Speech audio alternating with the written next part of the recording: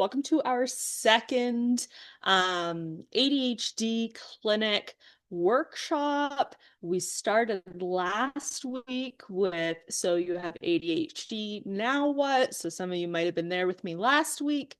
Today, we're going to talk about some productivity strategies for high performers.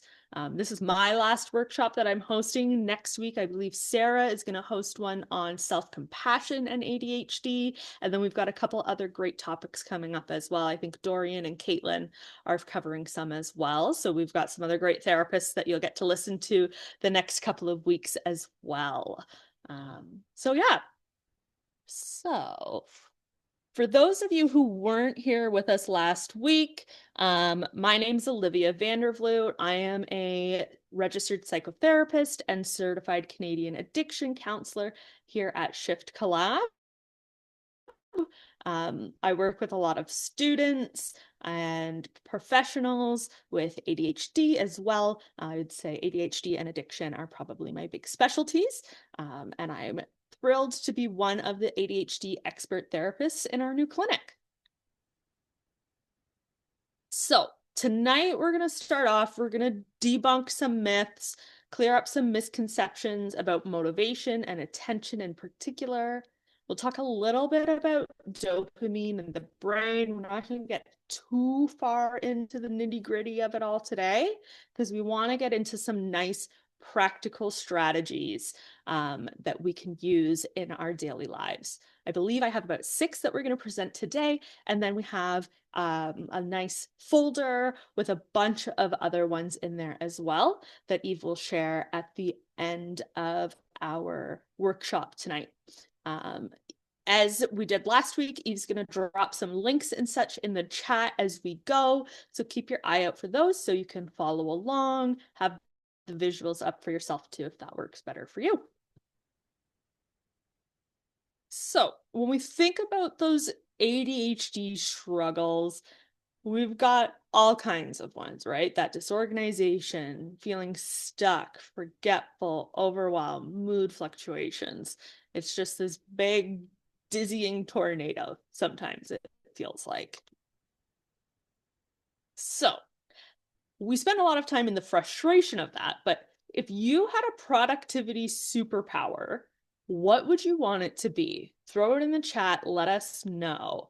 I think if I had a productivity superpower, one of the ones that I would really love to have would be the ability to actually accurately estimate how long a task was going to take.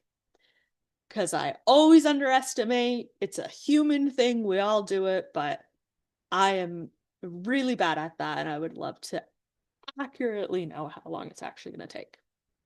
What else? Time estimation. Yep, absolutely. Yeah.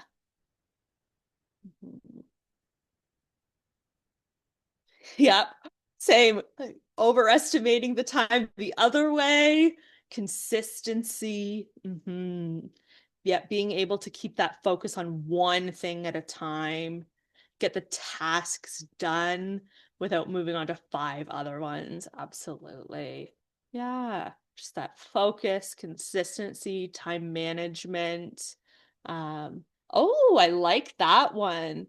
Being able to pull out of hyperfocus to eat or pee, great one. And I love this one, Nicholas. Be able to progressively work towards a goal, a large task. Yeah, not just have that procrastinate and then overwhelm.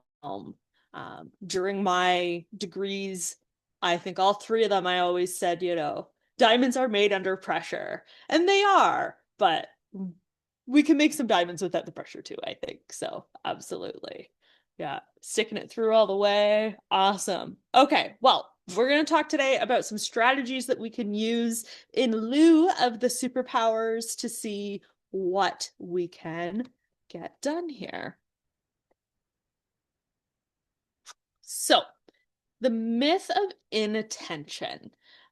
So often when we think ADHD, we think of that like or a lot of people think of that like stereotypical, like busy, hyper little boy. But in ADHD, it's not actually the inability to pay attention. It's about striking the right balance with attention and stimulation. So ADHDers have an interest-based nervous system compared to neurotypical folks who have an importance-based nervous system. That's why that difference between urgency and importance that we talked about last week is so helpful and frustrating for us sometimes, that we have to figure out how we can work with it, because otherwise we're looking at the interest, we're not necessarily working off the importance. So a way I like to describe this, I'm going to give us a little metaphor analogies for a couple of things tonight, because I find it's easier to understand that way. So imagine your attention is like a light bulb in a room. So for most people, for the neurotypical folks, they walk in, they flip that light switch, the bulb stays on, it shines steady. That's, them getting to focus and be productive for as long as they need. There's no guessing, there's no flickering, it's reliable. You hit that switch, you know that light's going to turn on. But in ADHD, it's way more unpredictable. You flip the switch, sometimes the bulb flicks on, sometimes it's dim, and then it's bright, and then it's out without warning. You might start a task, feel focused, and then suddenly that light dims, goes out, and we give up. Sometimes we hit that switch again, and the light just doesn't come on. It doesn't come on right away. It might take a few tries. But then on the other hand, we have that hyper focus. That's where that light bulb just like blazes to life out of nowhere. It's so bright and steady that it almost feels like we have like laser concentration. Everything else fades out. We can't see anything else around us because that light is that's like a spotlight almost. So you might be working on something, you're like so intensely that we lose track of time, things disappear, we might forget to eat or pee like we said, or just stop and grab some water. It's really hard. So the challenge though is that we can't predict when that light's going to flicker back on or when it's going to be at full intensity.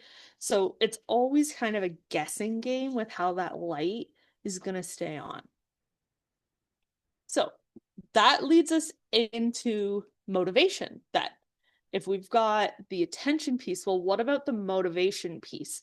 I think a few people talked about that consistency, that ability to get started and not procrastinate as a superpower. So here's the motivation piece. Again, it's not missing, it's unreliable. With ADHD, there's an underactive dopamine system, and we'll talk about dopamine in a couple of minutes here. So with motivation, if we go into our lovely land of metaphors, it's like driving a manual versus an automatic transmission. If you're neurotypical, it's an automatic. You get in, you turn the car on, you press the gas, and you're going to go. It's going to be pretty consistent. It's going to be pretty reliable. You're not going to have to think about it. You're literally just going to get in and start driving. Doesn't matter where you're going. Doesn't matter if the task is dull or exciting. You're going to get moving without much extra effort. In ADHD, we're a manual transmission. We're driving stick. We want to have a smooth automatic ride, but we have to shift the gears ourselves. Every task requires active input. We need to think about what gear we're in, what gear we need to be in, how much to apply, how much pressure do we apply, when do we hit that clutch, when do we shift. If we're in the wrong gear, that's like trying to do something boring. We might stall, we might slow down. When we hit the right gear, something that's urgent, exciting, or new, we can zoom ahead, no problem. But without that right gear, it's like we're like stuck in neutral. We can't really do anything. So inattention and motivation, again, not the absence of them, but rather they're unreliable, they're inconsistent. So this dopamine thing, then we mentioned it in the motivation piece. So what the heck is the dopamine thing? We talk about it a lot. So it is a neurotransmitter, or in simple terms, it's a brain chemical. It plays a role in memory, attention, motivation, and reward. As I said, ADHDers have that underactive dopamine system. High performers with ADHD, we often chase the dopamine. Our brain craves the stimulation. So this is why ADHDers will often seek novelty or urgency to stay engaged. Instead of fighting this tendency, we can leverage it though. That's where those productivity strategies come in. The chase the dopamine piece, this is where not being able to stay focused on one task comes in. Like we said, switching between 5 different things.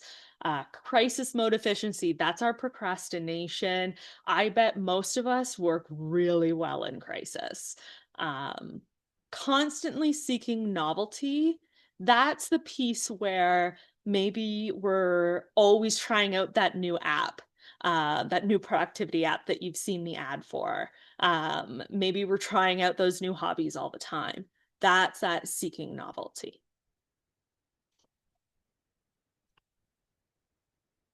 So with the right tools and some practice, we can build a system around us that helps us thrive and unlocks the gifts that our ADHD brains do hold: creativity, energy, drive. So you guys are already here. You are the high performers. So we've gone this far in our lives somehow. So what strategies or tricks are you guys already using to help focus, attention, or anything else ADHD? Any strategies that are already out there for you guys? Let's see here. Time blocking, yep.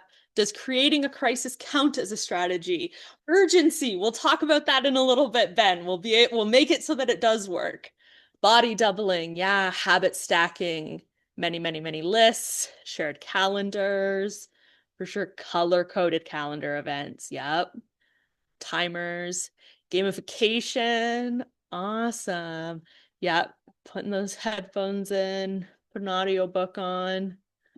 Got a playlist here, 10-minute rule. Amazing. Absolutely. Detailed agenda. Yep.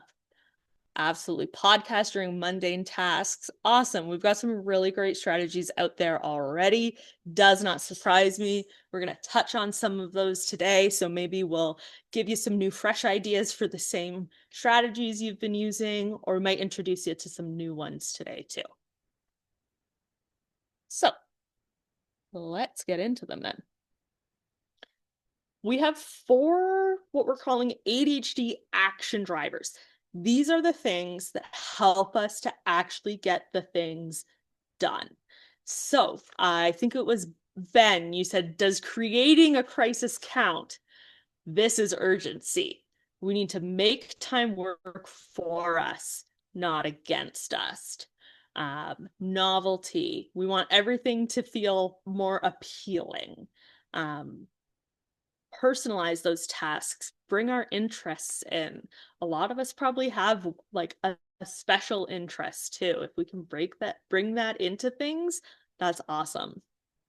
And simplify, make it easy, prep ahead, set ourselves up for success, because the complicated, the million layers, that's where we get overwhelmed and we're usually just going, nah, never mind then.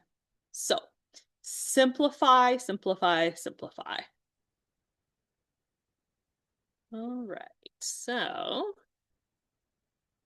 Pomodoro. I heard some things about timers in the chat already. You'll see here on the side, Pomodoro technique helps us with creating urgency, novelty, and interest. So it's hitting those 3 pieces of those drivers. Some strategies might hit one, some might get all four. It's all just depending on what strategy we're using for what task.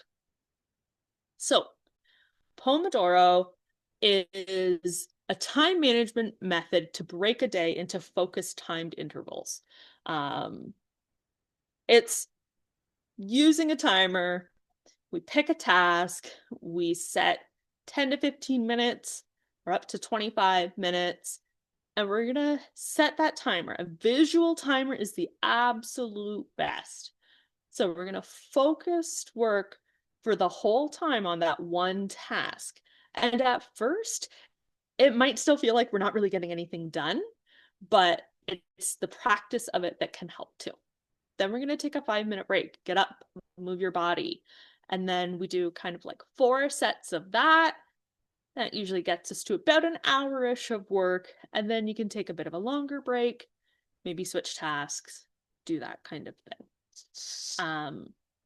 Some other similar pieces are monotasking or dual tasking. So using the Pomodoro technique to kind of go in between 2 different tasks at the same time. So sometimes that switching back and forth can be helpful when we give it some structure for us to work within. There's a million ways to do the Pomodoro technique. It's called the Pomodoro because the guy that started it used one of those little tomato timers in his kitchen. So that's where that name comes from. But there's lots of different things out there. I literally use a kitchen timer I got from the dollar store for myself.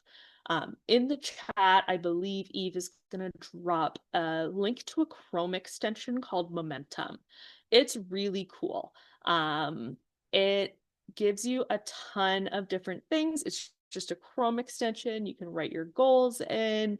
You can, it has a fun little quote and a nice picture, all kinds of different things. I'm not sure if I have a screenshot in here of it. No, I don't. So check that out. It's a really cool one. We just don't have time today to poke around on it too much together. So definitely one to check out when you have time later this week. So next we're going to look at mind maps then. So I'm going to assume that most, if not all of us, have made a million to-do lists and checklists, and we like to cross the things off, but sometimes that list can get overwhelming in and of itself. So one of the things that we find is that mind maps can work a lot better for people with ADHD sometimes. It simplifies and it gives it a bit of novelty. It's a little bit different. It's not how we usually do things all the time. So we're going to start with a word or a topic in the center, and we're going to branch out to list related thoughts or ideas. So this can kind of give us literally the map of what our thought processes look like, because they kind of feel like they're all over the place like this sometimes. So let's just draw them out that way. Sometimes getting that out is helpful. Sometimes we need some more priorities. We might use some of the other strategies that we have coming up later, or that we talked about last week as well with this. So, example of our ADHD mind map worksheet. This is online on our ADHD clinic page, as well as in that folder that Eve is going to share. So we have an example here that we need a new job. So some different things that we need to do. We need to find our last supervisor's contact information for reference checks. Then from there, that's probably actually going to start to branch out a little bit more. So from find last supervisor's contact info, I might add a few more branches. Like I might have, check my Google account for that email address. And then I'm going to send them an email to see if maybe they'd be okay with that, or to give them a heads up that they might hear from somebody. Or maybe we want to ask them about some feedback too. What could be helpful for this? So that's where we start with that one in the middle. We branch out, and then we can branch off that as many times as we need to, instead of just having one big long vertical list. Sometimes this can feel a little bit less overwhelming. Okay, focus plan. So this one, again, there's going to be a handout in the folder. I call myself the handout queen. I love a good handout. I've got a handout for everything. So I just every strategy in there. So focus plan. This helps us with urgency, helps us to simplify, and can help us with interest. So it's going to break down a larger or important task into smaller, manageable steps. And then we're going to set ourselves up for success by planning ahead for distractions, because we know we're going to get distracted. So 5 main steps here. We're going to define the task. We're going to break it into smaller parts, smaller steps, and we're going to write down the time that we need to do that. Some of those things we might know, some of them we might underestimate, we might overestimate, but let's at least get an estimation in there. We'll create a little schedule of, on Monday, I'm going to, look for that email address. And what can I do to remind myself to do that? Am I going to write it in my planner? Am I going to set a reminder on my phone? Am I going to ask a friend to check in with me to see if I did it? Then we're going to prepare for the task and imagine the outcome. So when we're preparing for the task, this is a part of the handout that will be included. So this is how we can prepare for the task. We want to eliminate distractions, plan for unavoidable distractions. So if my friend calls, then I will say, I've got to call you back in 15 minutes. Materials and supplies and physical prep. So what do I need and how do I need to get that ready? All right. Are we hoping for something simple since I've thrown a bunch of information at you all at once here? Well, we've got a lovely task simplifier here for you. So AI's everywhere. We can't deny it. We're not going to avoid it. So let's leverage it. We have created a task simplifier that is on our website, and I'll show you the screenshot here in a moment as to what that looks like. But basically, we've got a box. We're going to describe the task, type in there, be as detailed or give as much context as you want, and then adjust, prepare as needed. We're going to check off each step as we go. So here's our example. So literally, as I like to say, we can just word vomit into that box. So I need to do work this evening because my report is overdue and I already have one warning from my boss. My laundry is overwhelming. My parents are coming in 3 days. My house is gross. I have no groceries. What do I do first? How do I get it done? I work 9 to 5 the next 4 days. Help. So I'm going to say a lot of our heads probably feel like this sometimes. So word vomit it in there. Throw it in the box, and then there's the button that I think says simplify. So then you'll click that button and it'll spit out all of these steps. So here we have 7 steps, for example. So step 1, we're going to look at that work report. We're going to break it into smaller sections or tasks that we can complete in blocks. And then it's going to give us a few different things that we can do to help get prepared for the rest of that week. So this can be really helpful because it reduces that cognitive load of having to break all of the tasks down yourself, that we can just throw that overwhelming thought in and it'll break it down for you. Then we can use that energy that we might have used here to break this down to actually do the things later on. All right. Couple more here. I know for you, but as I said, you can take a look at the handouts. This is going to be recorded, so you can always come back and watch it again, because I know it's a lot of information in a really short period of time. So point of performance, this is simplify. So preparing in advance for a meeting or a whole week, removes barriers at the point of performance and streamlines these tasks.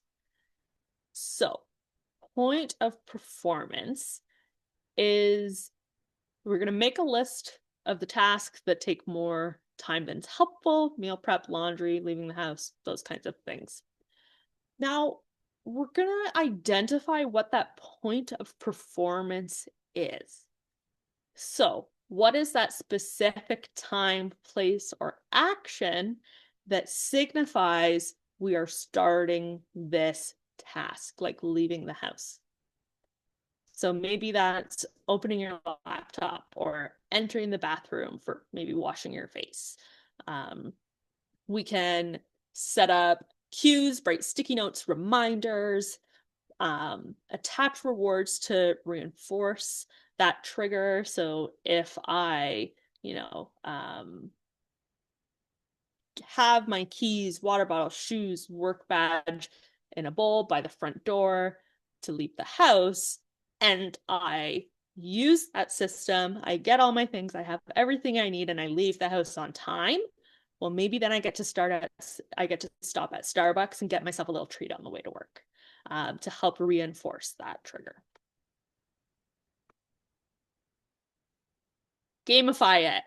This was talked about a little bit in the chat earlier as some strategies that we already do. So, gamify is one of my favorite things because as adults, we stop playing. And we especially stop non-competitive play. But what we can do is we can bring some of that in, sometimes the non-competitive, sometimes that competitive part of us, and we can bring it in to make those boring tasks feel a little bit more fun. We might be able to add some urgency by setting a timer and trying to race against the clock. So that's one that I often will do, honestly, to clean my bathroom, because in my mind, it's a task that takes forever. But literally, I think I timed it one day and it took me 27 minutes to clean both of my bathrooms. So now I put on a 27-minute timer and I clean both bathrooms to see if I can keep beating that time of 27 minutes. We can turn our to-do list into like a quest log, like make it fun. I know that there's some folks out there that might, turn this into a list. Maybe they have like a D20.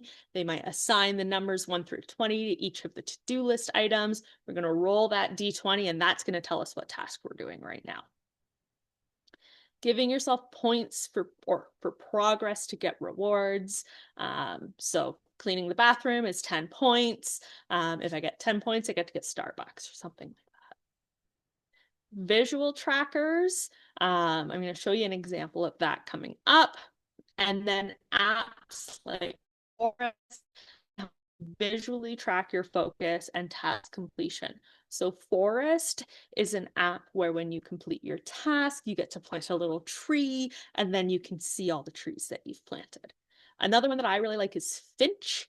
It kind of almost feels like a Tamagotchi for your life, that you have this little Finch guy, and you can buy him clothes. Yeah, it's kind of like a Tamagotchi and Webkins, like had a baby for my millennial folks here. So this is an example of a really simple progress tracker. And you might think, well, I have no artistic ability. What do I do? You don't need any. I literally just searched progress tracker on Canva and I pulled this off. The goal here is eat breakfast. There are, I believe, 50 leaves on this branch. So it doesn't have to be 50. It can be anything you want. But each time I actually eat breakfast, because I never do, I get to color in one of those leaves. When all of my leaves are colored in, I get to go to Indigo and I get to buy a new book as my reward. So this makes it fun because it's like that visual tracker. Like, let's be real, when we were in elementary school, especially, stickers were amazing. And I'm going to say most of us have probably been in a class where there was a sticker chart of some sort. When you made it through each of your times tables, you got to put a sticker on. One of the ones that I really love, honestly, is stickers, things like that can personalize. I used to go to a boxing gym, and we would do challenges every couple of months. And if you went 10 times, you got entered into a raffle for, a new pair of wraps. If you go 30 times, you get entered for a draw for a duffel bag, whatever. But the stickers is honestly what made it fun, because they were these tiny little boxing gloves in all different colors. And you got to pick out the boxing gloves and put it on your spot. And it was just super fun that way. So we can do that ourselves too. I love a good sticker chart. So rest and wind down.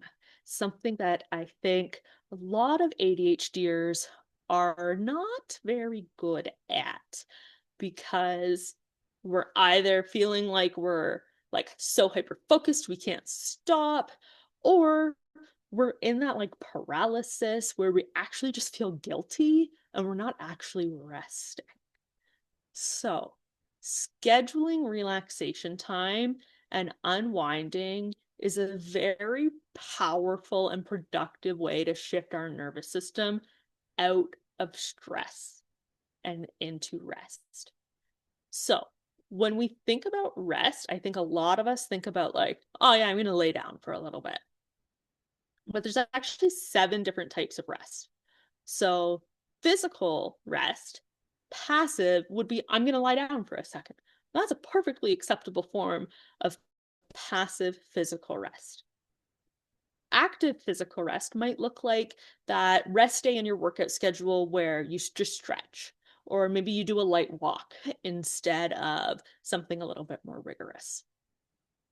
Mental rest, scheduling times in our day, whether it's partway through the day or at the end of the day, to just kind of reflect on kind of what's been going on and what might be stressing us out, those kinds of things.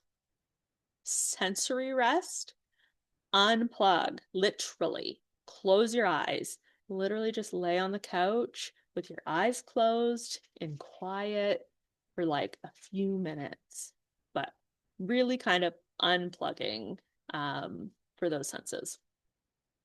Creative rest, make something, focus on beauty. Emotional rest, you're going to say no. It's really hard, but I promise you can all do it. We can say no. Release pent up emotions. Don't hold on to them. Get them out. Whether that's, I'm going to go for a run. I mean, it's part of the reason why I used to go to a kickboxing gym, because it just felt so good to just get those emotions out and into something else. Social rest, a key one here is spend time with people who actually recharge you. We don't have to spend time with the people who are draining us. Spend that time with the people who actually recharge you. Say no to things that you actually don't want to do. And spiritual rest. When we think spirituality, we think about connecting to something larger than yourself. So for some people, that might be an organized religion. For other people, that might be nature. It might be a community group. It might be a volunteer experience. But connecting to something that is bigger than ourselves for some spiritual rest. So, I've thrown a lot at you in a very short period of time, but now that we've added a few new tools to your ADHD toolbox, which ones might you be most interested in trying out? Let me know. I know one that I am interested in myself is the Momentum Chrome extension I was telling you about. It's a new one that I was introduced to in the last couple of weeks, so I'm really excited to get to play around on that a little bit myself. What else do we have here?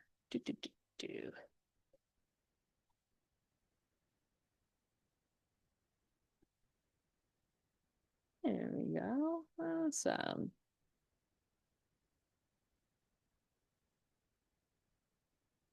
Anti-AI, but I do have to say you like it, love it. Scheduling rest is a great one. Pomodoro sounds like a good approach. Absolutely. Point system. How do we please people if we say no? Oh goodness, we can do both, I promise. Point system, D20 stickers, amazing. Tamagotchi that's aging myself. I saw a video earlier this week, I think it was just last night actually, of one of the NFL teams. They gave each of their players a Tamagotchi on the first day of training camp and challenged them to keep them alive through all of training camp to get a prize. I did not see how many people actually made it, but I thought it was just hilarious to see a bunch of grown men get their Tamagotchis and try to keep them alive. Okay. Various types of rest is helpful. Yeah, if we could just, yeah, we need to be a siesta kind of culture. I like that. Just let me have a little nappy nap. That would be great. Absolutely. Okay.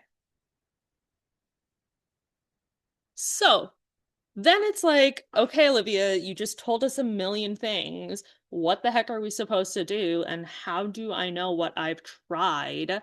Um, don't worry, I made you a chart because I love a good chart. So this can help us keep track of the things that we have tried, what we liked about them. So the date, we're going to write that down, that this is when I tried this. Um, what is the strategy that we tried? Maybe we write Pomodoro in there. What was the situation that we tried it in? Because I encourage you to try different strategies in different situations. So maybe we try Pomodoro for work and we try Pomodoro for cleaning.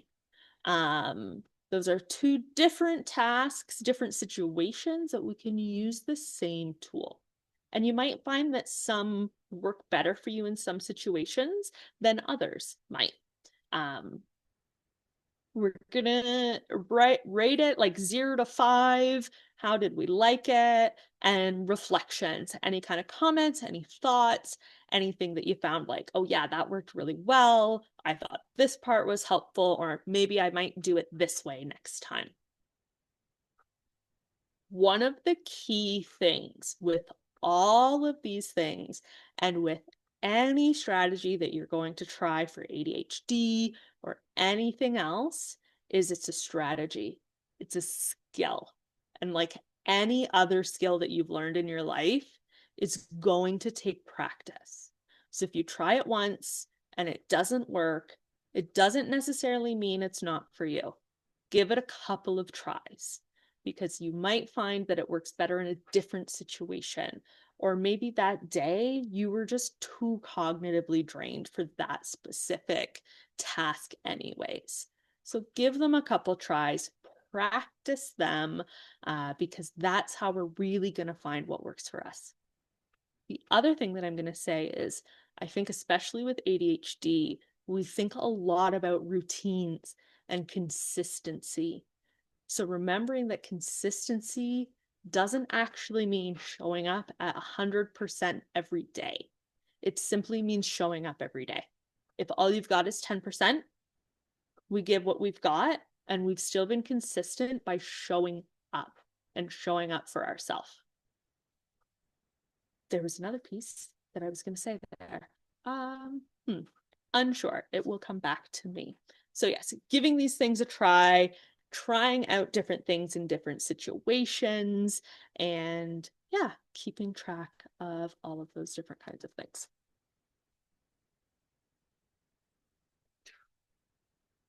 Okay, so questions, because I just threw a ton at you. So if you have any questions, throw them in the chat, and Eve and I can do our best to answer for you.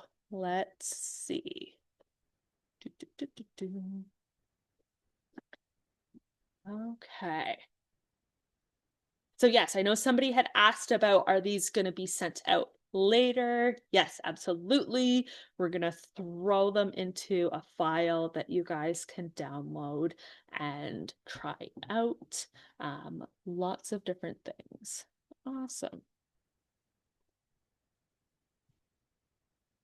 There are days when I feel completely unmotivated.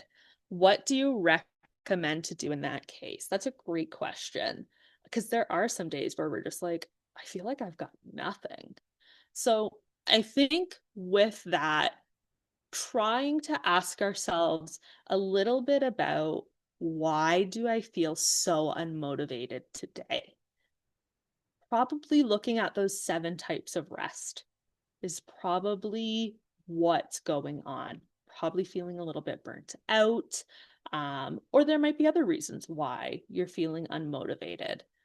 But identifying why we feel unmotivated is going to help us figure out what task or tool might be the most helpful. Sometimes the answer is we need to take a break for a second. Perhaps that's telling us that we need to rest and we need to pull out that list of rest and see what we're doing. But yeah, trying to get to the root of what is making me feel so unmotivated, and then that can help us pick out a strategy as well. So when you and your spouse have ADHD, are there strategies that couples can use to support each other? Absolutely. So couple things. There's one book that I do really recommend, especially if one partner has ADHD and the other one doesn't. It's called ADHD and Us. It's a short read and it goes through all of the typical challenges that we face in ADHD. Sometimes, the non-ADHD partner might feel like they're like parenting a little bit. And so it shows both perspectives as far as, what each partner is experiencing. So sometimes looking into some of that kind of thing can be helpful. Helping each other find those root causes of, say, I'm feeling really unmotivated today. Okay, what can we do? Maybe we draw on each other's strengths. Perhaps one of us has a good system down for prepping meals and those kinds of things. Maybe the other one has a good system down for, say, cleaning the bathrooms. And so let's lean into each other's strengths. The other thing that I can recommend as well, and I have clients in my own practice that are like this, is couples therapy. You don't have to be having a crisis. You don't have to be having an issue necessarily, but I like to think about a couples therapist in these types of situations as a translator. So for example, I have a couple that I work with, got a few actually, a couple that I work with that one has ADHD and one has autism.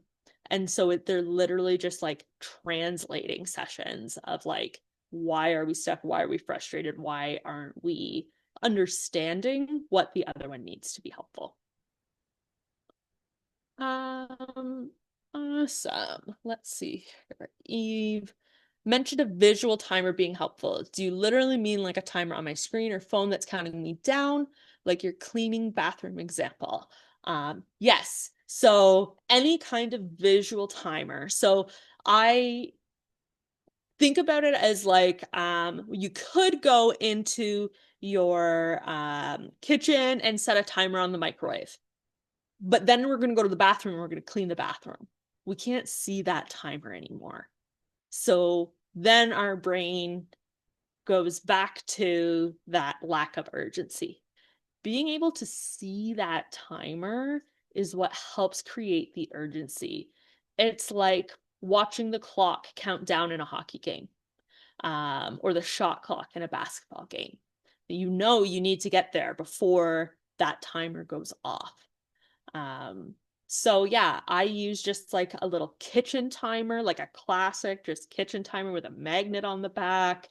There are some that you can get that are color coded as well. So they might be like the old school, like a dial kind of one. your phone. There's lots of Pomodoro apps and those kinds of things in the App Store. And then, yeah, some of those Chrome extensions, all of those different kinds of things. Maybe your Apple Watch or just a standard watch, whatever's going to work for you. I usually will use a kitchen timer if I'm like at my desk. If I'm out and about doing other things, I'll probably end up using my phone. That kind of thing as well. So yeah. Any other questions from what we talked about today or anything else productivity related that I can answer for you guys?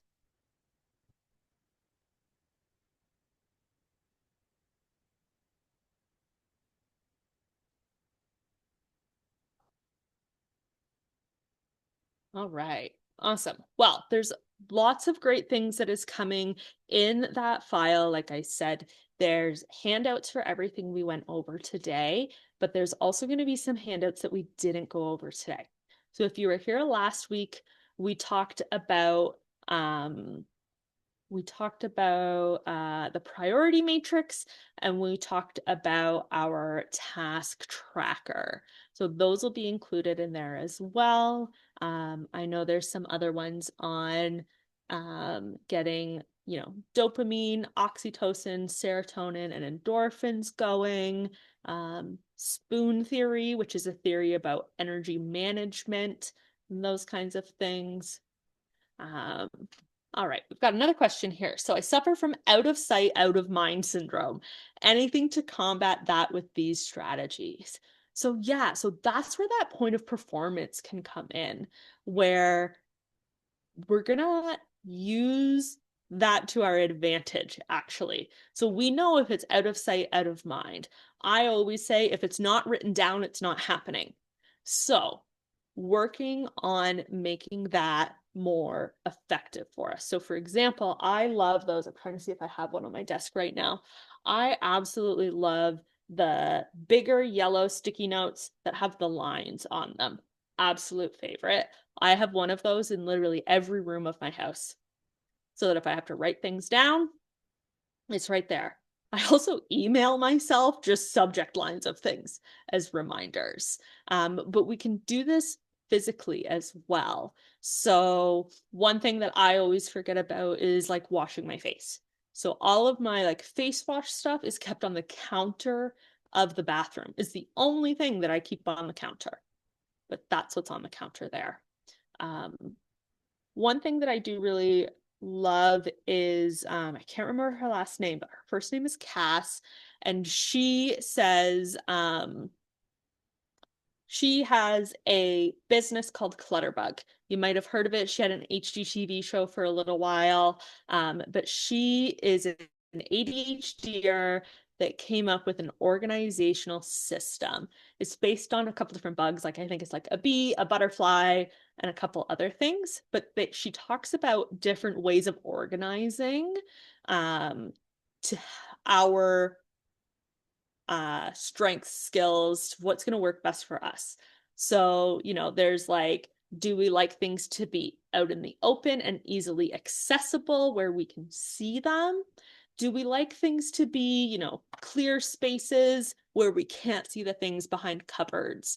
Those kinds of things. So, out of sight, out of mind, things that are probably going to be really helpful organizational tools for you are going to be things like hooks and shelves and open shelves and things like that, where you can set things up right where you need.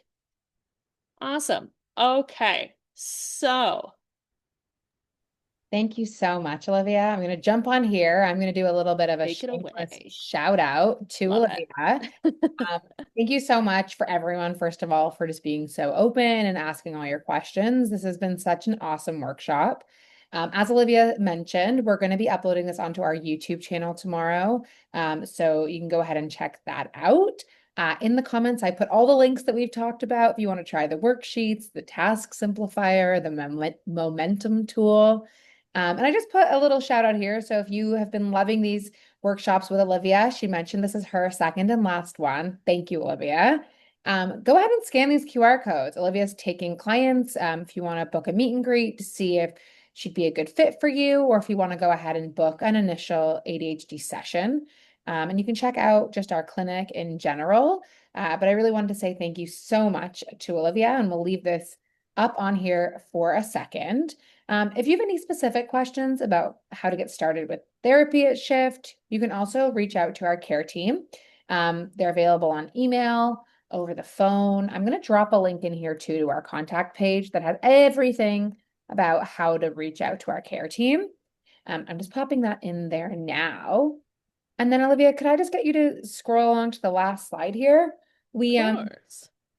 We're really trying to do these workshops more often, and we really want to know what you thought about it. We really like creating spaces like this, and we're trying to grow and support people like you. So a big part of launching our ADHD clinic, it really is to not only have therapy, but offer, community like this and workshops. If you liked what you came to tonight, we'd love to ask, the best way to support us is by leaving a quick Google review, and you can go ahead and just scan that QR code. And that takes us to the end of this. But yeah, thank you so much to Olivia. If you have any final questions, feel free to pop them in the chat. But yeah, thank you everyone for coming, and we hope that you found this useful. I definitely did. Awesome. Thank you so much, everybody. I hope you enjoy the rest of your evenings, days, whatever time it is where you are. Time zones are a weakness of mine for sure. So I hope that whoever's in Ontario with me, the storm doesn't blow you away too much. And yeah, reach out if we can do anything for you. The care team is wonderful. Please come on out to some of the rest of our workshops. Like I said, this is my last one. But we got Sarah, we got Dorian, and we've got Caitlin coming up, I believe, who are all excellent therapists. Caitlin actually has written her own picture book as well, which is really cool. So I'm sure she'll tell you about that one when it comes up to her turn. I believe she's talking about parenting and ADHD as well. So come on out to those. We love to have you out. We love the engagement. So keep on coming. And yeah, let us know what you think and what we can do to keep supporting you.